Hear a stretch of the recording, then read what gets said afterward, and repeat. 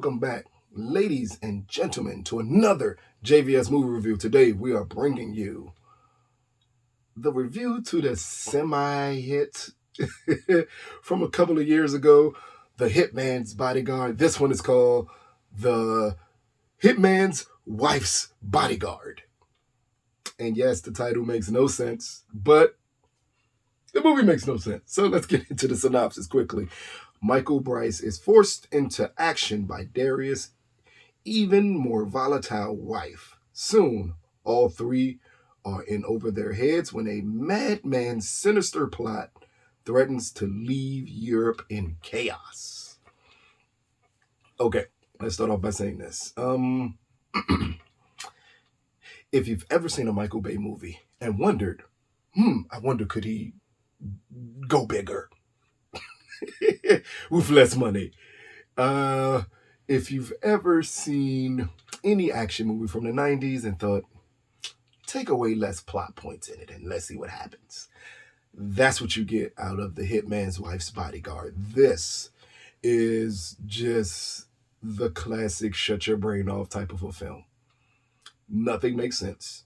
It's extremely over the top. I mean, the end of Bad Boys 2 over the top. That's how over the top this film is. It is ridiculous, but it still has its fun moments as we're introduced at the beginning of the film back into Ryan Reynolds' character, Michael Bryce. He is going through therapy to try to deal with everything that happened in the first film.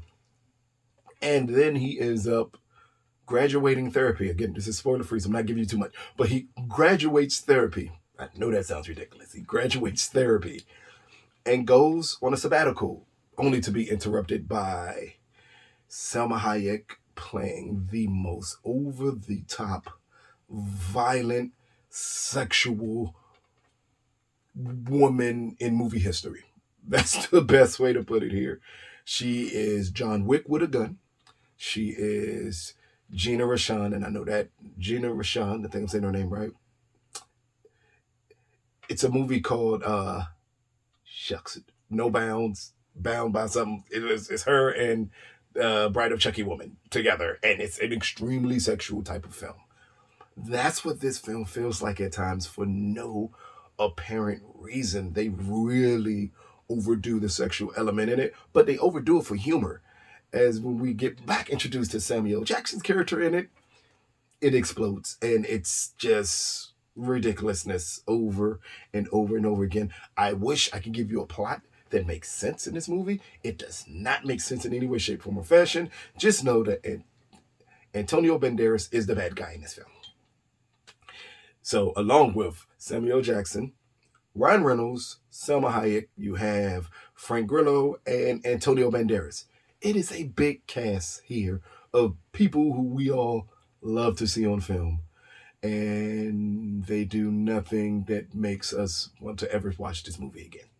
That's the best way to put it. It is so nonsensical. As I'm sitting in the theater, because I went to a screening, actual in-person screening for this film, and I'm sitting there and I'm like, oh man, this is not the type of film you go to theaters to see. This is literally the type of film that would have been better on a streaming service than it would be in theaters, because it's, in the end, you leave out wondering, why did I sit through this film? And there's no reason for it. We have a very special surprise appearance at the end by Morgan Freeman that is very funny, but again, nonsensical. We got to see Morgan Freeman fight in this movie. Again, nonsensical. It's just too much. And I think they tried to backtrack off the goodwill of the first film. The first film, even though it was a minor hit, it really got people's attention. It became one of those films that after it hit VOD, it really blew up. People really enjoyed it. And instead of keeping those same elements, they decided to take it to 1,000. And when you take it to 1,000, you lose what made the first film kind of charming. It's all gone here. And instead we get blood, guts, John Wick-ish type of shooting where nobody outside of Ryan Reynolds misses a shot in this movie. It's crazy. It's just too much. That's the best way to put it. Too much. So, Hitman's Wife's Bodyguard, which is available in theaters, out of all places, on June the 16th. It is not dropping in theaters and on VOD. I know that's a thing that a lot of people like now. This movie is strictly for theaters. So, out of a possible 10, I'm going to give this film 4.5 out of 10.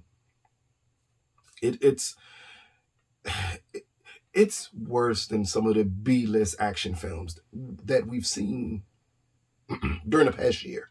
It's worse than that. And that's not a good thing, to be worse than that. So if you like an action film and you have nothing else to watch, maybe go to the theaters to see this. But I would suggest possibly waiting for it to drop on VOD, because it may not be worth going to the theaters to see. This has been another JVS movie review. Peace, people.